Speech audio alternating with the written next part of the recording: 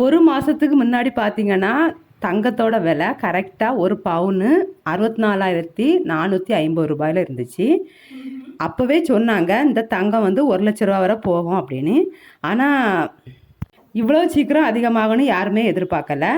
இன்னைக்கு டேட்டு படி தங்கத்தோட விலை வந்து 1 கிராம் 8,720 ரூபாய். அதாவது ஒரு பவுன் மட்டுமே 69,760 ரூபாயில் இருக்குது. இதுக்கு செய்கூலி சேதாரம் எல்லாம் கொடுத்து ஒரு பவுன் எடுக்கணும்னா இன்றைக்கி விலைப்படி 75,000 ரூபாய் ஆகுது. இதில் 38% குறைய போகுதுன்னு வேற சொல்லிட்டு இருந்தாங்க. ஆனால் எதுவுமே நடக்கலை.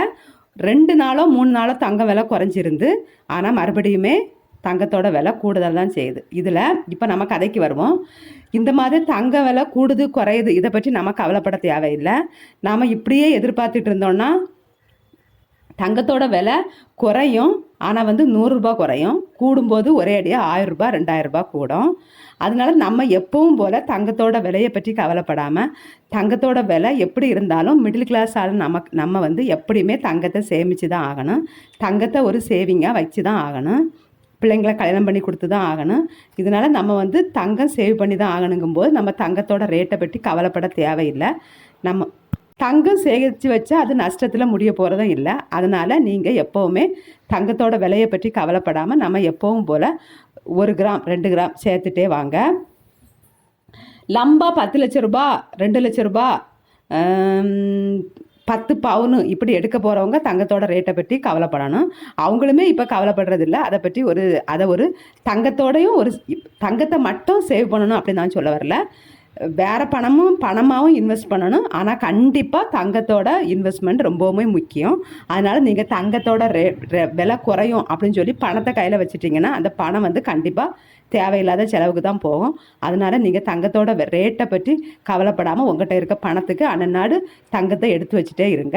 தங்கம் விலை கூடுமே தவிர குறையாது. குறைஞ்சா 100 ரூபாய் குறையும். சரி, இப்போ வாங்க நம்ம வந்து தங்கத்தை வந்து எப்படி எந்தெந்த வழியிலலாம் சேமிக்கலாம் அப்படின்னு சொல்லி பார்க்கலாம். இது உங்களுக்கு ஏற்கனவே தெரிஞ்சிருந்தா கூட இதை எப்படி கரெக்டாக ஃபாலோ பண்ணுறது, கரெக்டாக இதில் சின்ன சின்ன டிப்ஸ் நிறைய இருக்குது. இதை நீங்கள் கரெக்டாக ஃபாலோ பண்ணிங்கன்னா நீங்களும் தங்கத்தை சேர்க்கலாம். வாங்க, வெல்கம் டு மை சேனல். இப்போ தங்கத்தை எப்படியெல்லாம் சேமிக்கலாம்னு சொல்லி ஒரு 10 வழி உங்களுக்கு நான் சொல்லித்தரேன். ஃபஸ்ட்டு நகைச்சீட்டு சேர்ந்துக்கோங்க. இப்போ எல்லா நகைக்கடையிலையுமே நகைச்சீட்டு வச்சுருக்காங்க. சில நகைக்கடையில் வந்து என்னென்னா நம்ம 11 மாதம் நம்ம கட்டினா போதும், 1 மாதம் வந்து அவங்களே கட்டுறாங்க. அதாவது நம்ம மாதம் 1000 ரூபாய் கட்டினோன்னா அவங்க வந்து நம்ம 10,000 ரூபாய் கட்டணும்னு வச்சுக்கலாம். அவங்க 11,000 ரூபாய் 11 மாதத்துக்கு 11,000 ரூபாய் கட்டியிருப்போம். அவங்க ஒரு மாதம் வந்து 1000 ரூபாய் தந்து 12,000 ரூபாயை ரவுண்ட் அப் பண்ணுறாங்க. இதே இது 5,000 ரூபாய் கட்டியிருந்தேன்னா ஒரு மாதம் இது 5,000 ரூபாய் அவங்க கூடுதலாக தராங்க போனஸ்ன்னு சொல்லி. அது மாதிரி உள்ள நகைக்கடையில் நீங்கள் நகைச்சீட்டு போட்டுக்கோங்க. அதே மாதிரி நகைச்சீட்டு போடும்போது கண்டிப்பாக நீங்கள் ஜுவல்ஸாக வாங்கிக்கோங்க.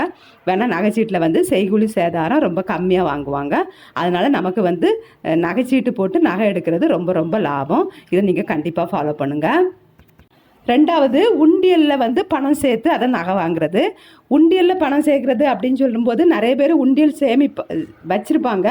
ஆனால் வந்து அதை வந்து எப்படி உண்டியலில் சேமிக்கிற பணத்தில் எப்படி நகையாக வாங்குறது அப்படின்னு யோசிப்பாங்க. நான் என்ன சொல்கிறேன்னா, நீங்கள் உண்டியலில் சேமிக்கிற பணமே முதல்ல எதுன்னு தெரிஞ்சுக்கணும். நீங்கள் இப்போ சிக்கனமாக இருக்கணும் அப்படின்னு நீங்கள் பணத்தை மிச்சப்படுவீங்க. ஃபார் எக்ஸாம்பிள் இப்போ என்னென்னா ஒரு ஃபங்க்ஷன் வருது, நீங்கள் வந்து அதுக்கு வந்து 5,000 ரூபாய் புடவை எடுக்கணும் அப்படின்னு யோசனை பண்ணியிருப்பீங்க. ஆனால் வந்து நீங்கள் 2,000 ரூபாய்க்கு தான் எடுக்கிறீங்க, 3,000 ரூபாய் தான் எடுக்கிறீங்க. நம்ம வந்து பணத்தை வந்து சேவ் பண்ணணும், இல்லை கம்மி பண்ணணும், செலவை கம்மி பண்ணணும் அப்படின்னு நினைக்கக்கூடிய சமயத்தில் 2,000 ரூபாய் மிச்சம் பிடிப்பீங்க ஒரு பட்டு புடவை எடுக்கும்போது. நீங்கள் அந்த பட்டு புடவையை மிச்சம் பிடிச்ச பணத்தை வேறு எதுக்கும் செலவு பண்ணாமல் கண்டிப்பாக அதை உண்டியலில் போட்டு வச்சுக்கணும். இதுதான் உண்டியல் சேவிங். நீங்கள் ஒவ்வொரு தடவையுமே உங்களோட செலவை, உங்களோட ஆடம்பர செலவை கம்மி பண்ணி நீங்கள் பணம் சேமிக்கிறத கண்டிப்பாக உண்டியலில் போட்டு வச்சுக்கோங்க. இப்படி தீபாவளி, ஒரு கல்யாணம் இப்படின்னு நீங்கள் வருஷத்துக்கு எப்படியாவது கண்டிப்பாக ஒரு 3 புடவை எடுப்பீங்க. பிள்ளைங்களுக்கு ட்ரெஸ் எடுப்பீங்க. இதில் ஒவ்வொருத்தரோட ட்ரெஸ்லேயும் வந்து ரொம்ப கம்மியாக 500 ரூபாய் குறைச்சாலுமே ஒரு 1,500 ரூபாய் மிச்சப்படும். இதை தான் நீங்கள் உண்டியலில் போட்டு வைக்கணும். கண்டிப்பாக இது நீங்கள் ஒவ்வொருத்தரும் சேர்க்கக்கூடிய அமௌண்ட்டை பொறுத்து இந்த உண்டியல் அமௌண்ட்டை நீங்கள் எடுத்து கண்டிப்பாக நீங்கள் நகையாக வாங்கலாம். இதை வந்து நீங்கள் காயினாக வாங்கிக்கோங்க. இது ரொம்ப நல்லது. அடுத்து 3வது டிப்ஸ் பார்க்கலாம். நம்ம நிறைய ஃபங்க்ஷன்லாம் வருது. இந்த நகையை வந்து நம்ம வந்து இந்த மொய் மொய் மொய் வைப்போம்ல ஃபங்க்ஷன்லாம் வந்துச்சுன்னா அதுக்கு வந்து நம்ம நகையாக வந்து வைக்கிறது. அதாவது இப்போ ஒரு ஃபங்க்ஷன் வருதுன்னு வைங்களாம், நம்ம ரொம்ப க்ளோஸாக இருந்துன்னு சொன்னால் நான்லாம் 1 பவுன் வரை போட்டிருக்கேன். இது நீங்கள் காயினாக வாங்கி கொடுத்தீங்கன்னா, இப்போ 2 வருஷத்துக்கு முன்னாடி கொடுத்துருந்தீங்கன்னா அந்த காயின் 1 பவுன் காயினோட விலை அப்போ என்னன்னு தெரியும். ஆனால் இப்போ நீங்கள் 2 வருஷம் கழித்து ஃபங்க்ஷன் வைக்க போகிறீங்கன்னா அவங்க அதே 2 பவுனை திரும்பி கொடுக்கும்போது இன்றைக்கே விலையை பார்த்துக்கோங்க. அதனால நீங்கள் வந்து 1 கிராம் 1/2 கிராம் கொடுத்தாலுமே நீங்கள் வந்து காயினாக கொடுங்க. இது நீங்கள் ஃபங்க்ஷன் எடுக்கும்போது இந்த நகை வந்து உங்களுக்கு அன்னைக்கு ரேட்டில் கரெக்டாக உங்களுக்கு கிடைக்கும். இதனாலே உங்களுக்கு நகை ரொம்ப சேமிப்பாகும். இப்போ நீங்கள் 1000 ரூபா 10,000 ரூபா அப்படி கொடுத்தீங்கன்னா எத்தனை வருஷம் கழித்து நீங்கள் ஃபங்க்ஷன் எடுத்தீங்கனாலும் அவங்க வந்து அதே 10,000 ரூபாய் தான் கொண்டு தர போகிறாங்க. அந்த பணம் வளர போகிறதில்ல. ஆனால் நீங்கள் நகையாக கொடுக்கும்போது அப்போ 1 பவுன் கொடுத்தீங்கன்னா இப்போ 1 பவுன் தரும்போது அதோட விலை என்னன்னு சொல்லி பார்த்துக்கோங்க. அடுத்து 4வது டிப்ஸ் என்னென்னா வந்து வயசுக்கு ஏற்றாற் போல் நீங்கள் சேவ் பண்ணணும். அப்படின்னா என்னென்னா வந்து உங்கள் குழந்தையோட நிறைய பேர் வந்து பெண் குழந்தைங்களுக்காக தான் நகை சேவ் பண்ணுவீங்க. உங்கள் பெண் குழந்தைங்களோட வயசுக்கு ஏற்றாற் போல் நீங்கள் நகை சேவ் பண்ணணும். இப்போ வந்து உங்கள் குழந்தைக்கு ரொம்ப 5 வயசு தான் ஆகுது, 3 வயசு தான் ஆகுது. அப்படிங்கும்போது நீங்கள் கண்டிப்பாக வந்து காயினாக நகையை எடுத்து வச்சுக்கோங்க. வேணா வந்து பிள்ளைங்க வந்து நம்ம கல்யாண வயசு வரும்போது பிள்ளைங்களோட இந்த நகையோட மாடல் எல்லாமே மாறி போகும். அப்போ நம்ம இப்போ நகையாக எடுத்து வச்சுட்டு அப்போ திரும்பியும் மாற்றும்போது நகைக்காக கொடுத்த செய்கூலி சேதாரம் எல்லாமே வேஸ்ட்டாக போகும். அதனால் நீங்கள் கண்டிப்பாக இந்த காயினாக எடுத்து வச்சுக்கோங்க. பிள்ளைங்களோட வயசு இது பிள்ளைங்களுக்கு இப்போ 15 வயசு ஆகுது, 17 18 வயசு ஆகுது அப்படின்னு சொன்னால் நீங்கள் கண்டிப்பாக ஜுவல்ஸாக எடுத்துக்கோங்க. நகையை வந்து மாற்ற வேண்டிய தேவையில்லை. ஜுவல்ஸாக எடுக்கும்போது கண்டிப்பாக நகையை மாற்றி எடுக்காதீங்க. இது எப்போவுமே ரொம்ப ட்ரெண்டிங்காக போயிட்டு இருந்துச்சு. நகையை அடமானம் வச்சு அதுக்கு வந்து நகை எடுக்கிறது. அதாவது இப்போ உங்கள்கிட்ட வந்து ஒரு 2 பவுன் இருக்குதுன்னா நீங்கள் ஃபஸ்ட்டு வந்து நகையை எடுத்து வச்சுட்டு அப்புறமேல் வந்து அந்த நகையை மீட்டு எடுக்கிற மாதிரி இந்த 2 பவுன் நகையை கொண்டு பேங்க்கில் அடமானம் வச்சு அந்த பணத்துக்கு நகை எடுக்கிறது. வேணா வந்து இப்போ தான் நகை வந்து நாளுக்கு நாள் கூடிட்டே போகுது. அதனால் நீங்கள் 1 வருஷம் கழித்து பணத்தை சேவ் பண்ணி வச்சு 1 வருஷம் கழித்து எடுக்கும்போது நகையோட ரேட்டு அதிகமாயிரும். அதுக்காக இந்த டிப்ஸ் சொன்னாங்க. இதுவும் ரொம்ப நல்ல இதுதான். ஆனால் வந்து உங்களுக்கு அந்த நகையை வந்து ஈஸியாக நீங்கள் குறிப்பிட்ட காலத்துக்குள்ளே நீங்கள் வந்து அந்த நகையை மீட்டெடுக்கிற மாதிரி இருக்கணும். மொத்தமாக எடுத்துக்கலாம் அப்படின்னு சொல்லிட்டு 1 வருஷம் வெயிட் பண்ணிகிட்டு இருக்காதீங்க. உங்கள்கிட்ட கையில் பணம் கிடைக்க நீங்கள் பேங்க்கில் கட்டிகிட்டே வந்துட்டீங்கன்னா ஈஸியாக நகையை மீட்டெடுத்துடலாம். ஆனால் இப்போ கூட RBI வந்து 1 வருஷத்துக்குள்ளே நகையை மீட்டெடுக்கணும் அப்படின்னு சொல்லியிருக்காங்க. இது வந்து நீங்கள் இதுக்காக மனம் தளர்ந்தெல்லாம் போக வேண்டாம். இதை ஒரு நல்ல ஒரு டிப்ஸாக எடுத்துகிட்டு இது உங்களுக்கு நல்ல மோட்டிவேஷனாக எடுத்துகிட்டு நீங்கள் 1 வருஷத்துக்குள்ளே நகையை மீட்டெடுக்குள்ள வழியை பாருங்கள். நீங்கள் வந்து நகையை அடமானம் வச்சு நீங்கள் நகையை எடுங்க, தப்பில்லை. 5வது டிப்ஸ் என்னென்னா வந்து நம்மகிட்ட இருக்க பழைய நகையை வந்து புது நகையாக மாற்றிக்கலாம். இப்போ வந்து நம்ம நகை மாற்ற போகிறோம் அப்படின்னு சொன்னால் என்ன செய்வோம், நம்ம ஏற்கனவே கொடுத்த நகைக்கு கொடுத்த செய்கூலி சேதாரம் எல்லாமே வேஸ்ட் ஆகும் புதிய நகை எடுக்கும்போது. ஆனால் இப்போ எல்லா நகை கடையிலையும் இந்த மாதிரி ஸ்கீம் கொண்டு வந்திருக்காங்க. அதாவது உங்கள்கிட்ட இருக்க பழைய தங்க நகையை நீங்கள் கொடுத்தீங்கன்னா கரெக்டாக அவங்க வந்து அதுக்கு ரிசிப்டெல்லாம் தந்துடுவாங்க. 1 வருஷம் கழித்து நீங்கள் கரெக்டாக போய் இப்போ நீங்கள் 10 கிராமில் கொடுத்து வச்சுருக்கீங்கன்னா பழைய நகையை கொடுத்து வச்சுருக்கீங்கன்னா 1 வருஷம் கழித்து நீங்கள் எடுக்கும்போது நீங்கள் எக்ஸ்ட்ராவாக அதுக்கு வந்து செய்கூலி சேதாரம் கொடுக்க தேவையில்லை. நீங்கள் 10 கிராம் கொடுத்தீங்கன்னா 10 கிராமுக்கு அப்படியே நீங்கள் நகை எடுத்துக்கலாம். இது ரொம்ப அருமையான திட்டம். இதையும் நீங்கள் கண்டிப்பாக ஃபாலோ பண்ணுங்கள். இதே மாதிரி உங்கள்கிட்ட இருக்க அந்த 22 கேரட் இல்லாமல் 18 கிராம் 18 கேரட்டு 20 கேரட்டு இப்படியெல்லாம் நகை இருந்துச்சுன்னா அதை கூட நீங்கள் 1 வருஷத்துக்கு முன்னாடியே கொடுத்து ரெசிப்ட் போட்டு வாங்கி அதுக்கு 916 நகையாக 1 வருஷம் கழித்து எடுத்துக்கலாம். இதையும் கண்டிப்பாக நீங்கள் ஃபாலோ பண்ணி பாருங்கள். இது மட்டும் இல்லாமல் நீங்கள் வந்து நகை இன்றைக்கி வாங்க போகிறீங்க, அதை வாங்கி பீரோவில் தான் வைக்க போகிறீங்க அப்படின்னு சொன்னால் அந்த 10 கிராம் இல்லை 1 பவுனுக்குள்ள நகையை இந்த வருஷம் கட்டிட்டு கரெக்டாக 1 வருஷம் கழித்து நகை எடுத்தீங்கன்னா உங்களுக்கு செய்கூலி சேதாரம் இல்லாமல் நகை தராங்க. நான் இது மாதிரி எடுத்திருக்கேன். அது மாதிரியும் ட்ரை பண்ணி பாருங்கள். இப்போ 6வது டிப்ஸ் பார்த்துடலாம். 2 கிராம் 3 கிராம் சொல்லி நீங்கள் உண்டியல்லாம் பணம் சேவ் பண்ணுவீங்க. அதை வந்து நீங்கள் நகையாக வாங்கும்போது கண்டிப்பாக காயின்ஸாக வாங்கிக்கோங்க. அது ரொம்பவுமே நல்லது. நீங்கள் வந்து அதை ஜுவல்ஸாக மாற்ற போகிறீங்கன்னா அப்போ ட்ரெண்டிங்கில் என்ன மாடல் இருக்கோ அது மாதிரி நீங்கள் நகையாக மாற்றிக்கலாம். இல்லை உங்களுக்கு ஒரு பைக் வாங்கணும், கார் வாங்கணும் அப்படின்னு சொல்லும்போது கூட நீங்கள் வந்து இந்த நகையை பணமாக மாற்றி நீங்கள் காரு பைக்கு எது வேணாலும் வாங்கிக்கலாம். இல்லை வேறு பண தேவை இருக்குன்னு சொன்னாலும் நீங்கள் யூஸ் பண்ணிக்கலாம். நீங்கள் வந்து அப்போத்தே வந்து 2 வருஷம் 4 வருஷத்துக்கு முன்னாடி குறைஞ்ச ரேட்டுக்கு தான் காயின்ஸ் வாங்கி வச்சுருப்பீங்க. ஆனால் வந்து இப்போ பணம் தேவைப்படும் போது இன்றைக்குள்ள ரேட்டுக்கு நீங்கள் விற்று எடுத்துக்கலாம். கண்டிப்பாக அதை ஃபாலோ பண்ணுங்கள். பேர் காயினாக எடுக்கும்போது நஷ்டம் வரும் அப்படின்னு சொல்கிறாங்க. கண்டிப்பாக நஷ்டம் வராது. 2% என்னவோ தான் வாங்குறாங்க காயினுக்கு. ஆனால் வந்து நம்ம நகையாக எடுத்து செய்கூலி சேதாரம் எல்லாம் கொடுத்து 15% வரை வாங்குறாங்க. அதை கொடுத்துட்டு அப்புறம் அதை நம்ம மாற்றும் போது ரொம்பவுமே நஷ்டம் வரும். அடுத்தது நம்ம வந்து ஃபங்க்ஷனுக்கு வந்து நகை சேவ் பண்ணலாம். அதாவது ஃபங்க்ஷன் மீன்ஸு உங்கள் வீட்டில் வந்து பிள்ளைங்களுக்கு பர்த்டே இது மாதிரி செலிப்ரேட் பண்ணுவீங்க. உங்களுக்கு வெட்டிங் டே இல்லை தீபாவளி இது மாதிரி நீங்கள் ஒரு ஃபங்க்ஷன் வரும்போது கண்டிப்பாக 1 கிராமாவது ப்ரெசென்ட் பண்ணுங்கள். உங்கள் பிள்ளைங்களுக்கு இப்போ பர்த்டே வருதுன்னு சொன்னால் 1 கிராம் கோல்டு, 1/2 கிராம் கோல்டு, ஏன் இப்போ வந்து மில்லி கிராம்லலாம் கோல்டு கிடைக்குது. அதை கண்டிப்பாக நீங்கள் உங்கள் பிள்ளைங்களுக்கு பர்த்டே கிஃப்டாக ப்ரெசென்ட் பண்ணுங்கள்.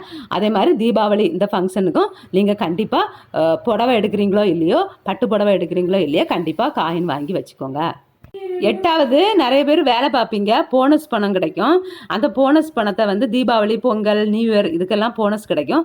அதை அப்படியே ட்ரெஸ்ஸே எடுக்காமல் எந்த செலவும் பண்ணாமல் அதுக்கும் கண்டிப்பாக நகை வாங்கி வச்சுக்கோங்க. நான் சொல்கிறது தான், நகையை வந்து திரும்பியும் நீங்கள் மாடல் மாற்ற போகிறீங்கன்னா காயினாக வாங்கிக்கோங்க, இல்லாட்டி நீங்கள் நகையை வாங்கிக்கோங்க, தப்பில்லை. அடுத்து 10வது, நம்ம வெஜிடபிள்ஸு, மளிகை சாதனம் இதுலேயும் கேஸு இதிலெல்லாம் நிறைய கரண்ட் பில்லு இதிலெல்லாம் நம்ம நிறைய கண்டிப்பாகவே மிச்சம் பிடிப்போம். கரண்ட் பில்லு, கேஸு இதில் மளிகை சாதனம் இதிலெல்லாம் நம்ம நிறைய கண்டிப்பாக மிச்சம் பிடிக்கலாம். இதை பிடிச்சதையும் நீங்கள் கண்டிப்பாக தனியாக ஒரு உண்டியல் வச்சு அதில் சேமிச்சுக்கோங்க. இதில் சேமிக்கிறதுலையும் கரெக்டாக ஒரு வருஷத்துக்கு குறைஞ்சது ஒரு 4 கிராம் அதான் நான் சொல்கிறேன்ல, உங்கள் சேவிங் கெப்பாசிட்டியை பொறுத்து நீங்கள் மிச்சம் பிடிக்கிறத பொறுத்து அதுக்கும் நீங்கள் நகை வாங்கிக்கலாம். இந்த மாதிரி நீங்கள் நகை சேமிச்சுக்கோங்க. நீங்கள் ஒரு வாட்டி இப்படி மிச்சம் பிடிச்சி நகை சேமிச்சிட்டிங்கன்னா உங்களுக்கு அதில் இன்ட்ரெஸ்ட் வரும். நீங்கள் கண்டிப்பாக அடுத்தடுத்து நல்லா சிக்கனமாக குடும்பம் நடத்தி நிறைய நகை வாங்குவீங்க. இப்போ 10 பாயிண்ட் சொல்லியாச்சு. இதில் வந்து நீங்கள் ஒரு 2 வழியாவது கரெக்டாக ஃபாலோ பண்ணி நகையை சேர்த்துக்கோங்க. நான் திரும்பவும் சொல்கிறேன், நகை சேமிக்கிறது தப்பில்லை. நம்ம வந்து நம்மளோட இன்வெஸ்ட்மெண்ட் வந்து பணமாகவும் இருக்கணும், நகையாகவும் இருக்கணும். நம்ம நகை ரேட்டை பற்றி கவலைப்படாமல், நான் அதான் சொல்கிறேன்ல, நகை நம்ம எப்படியுமே நகை வாங்க தான் போகிறோம், பிள்ளைங்களுக்கு ஜுவல்ஸ் வாங்க தான் போகிறோம். அதனால நீங்கள் நகை ரேட்டை பற்றி கவலைப்படாமல் உங்கள் கையில் அப்பப்போ இருக்க பணத்துக்கு நீங்கள் கண்டிப்பாக நகை வாங்கிக்கோங்க. இந்த 10 வழி இல்லாமல் இன்னும் இருக்குது. நீங்கள் இது நான் மிச்சம் உங்களுக்கு தனியாக வருமானம் வருது, நீங்களும் தனியாக பார்த்துக்கிட்டு இருக்கீங்க. அதாவது ஒரு டெய்லரிங் பண்ணி, இல்லைனா பிள்ளைங்களுக்கு டியூஷன் சொல்லி கொடுத்து, இல்லைனா சின்னதாக கைத்தொழில் நிறைய இருக்குது. அது மாதிரி வீட்டில் இருந்தே நீங்கள் செய்கிறது, இல்லை நீங்கள் வெளியில் தான் வேலைக்கு போகிறீங்க, உங்களுக்கு நல்ல வருமானம் வருது அப்படின்னு சொன்னால், உங்களுக்கு ஹஸ்பண்டுக்கும் நல்ல வருமானம் வருதுன்னா அதில் நீங்கள் இதெல்லாம் மிச்சம் பிடிக்கிறீங்க, அது வேறு. இல்லாமல் கூட உங்களுக்கு ஒரு தனியாக ஒரு இன்கம் வருது அப்படின்னு சொன்னால் நீங்கள் கண்டிப்பாக அதில் வந்து பணமாகவும் இன்வெஸ்ட் பண்ணுங்கள், நகைக்கும் பாதி கரெக்டாக. இப்போ நீங்கள் வெளியிலலாம் ஒர்க் பண்ணுறீங்க, ஒரு டீச்சர் வேலைக்கு போனீங்க அப்படின்னா 15,000 ரூபாய் அந்த மாதிரி கண்டிப்பாக சேலரி இருக்கும். அப்படிங்கிற பட்சத்தில் நீங்கள் ஒரு 5,000 ரூபாய் இந்த பேங்கில் 5,000 ரூபாய் வந்து நகைக்கு, அந்த மாதிரி கண்டிப்பாக நகைக்கும் ஒரு அமௌண்ட்டு நீங்கள் இதுலேயும், இப்போ நீங்கள் உங்கள் ஹஸ்பண்டோட வருமானத்துலேயும் நகை சேவ் பண்ணிகிட்ருப்பீங்க, உங்களோட வருமானத்தையும் நீங்கள் நகை சேவ் பண்ணுவீங்க. இதை நீங்கள் கரெக்டாக ஃபாலோ பண்ணுங்கள். இதை நான் லாஸ்ட்டு எதுக்கு சொல்கிறேன்னா, நிறைய பேர் ஹவுஸ் ஒய்ஃபாக இருப்பீங்க. ஹவுஸ் ஒய்ஃபாக இருக்கிறவங்களுக்கு முடியாது. மற்றபடி ஹவுஸ் ஒய்ஃபாக இருந்துமே நிறைய பேர் வீட்டில் இருந்து ஒர்க் பண்ணி பணம் சம்பாதிச்சிட்டு தான் இருக்கீங்க. அப்படி சம்பாதிச்சிட்டு இருக்கவங்க கண்டிப்பாக அந்த பணத்தை வேஸ்ட் பண்ணாமல், குடும்பத்து செலவுக்காக பண்ணாமல், நீங்கள் வந்து உங்கள் ஹஸ்பண்டோட பணத்தில் குடும்ப செலவு பண்ணிவிட்டு உங்களோட பணத்தை தனியாக கண்டிப்பாக ஒதுக்கி அதில் நீங்கள் நகை சேவ் பண்ணுங்கள். இது மாதிரி சேவ் பண்ணும்போது கண்டிப்பாக நகை நிறையவே சேர்த்துக்கலாம். இதை கண்டிப்பாக ஃபாலோ பண்ணுங்கள்.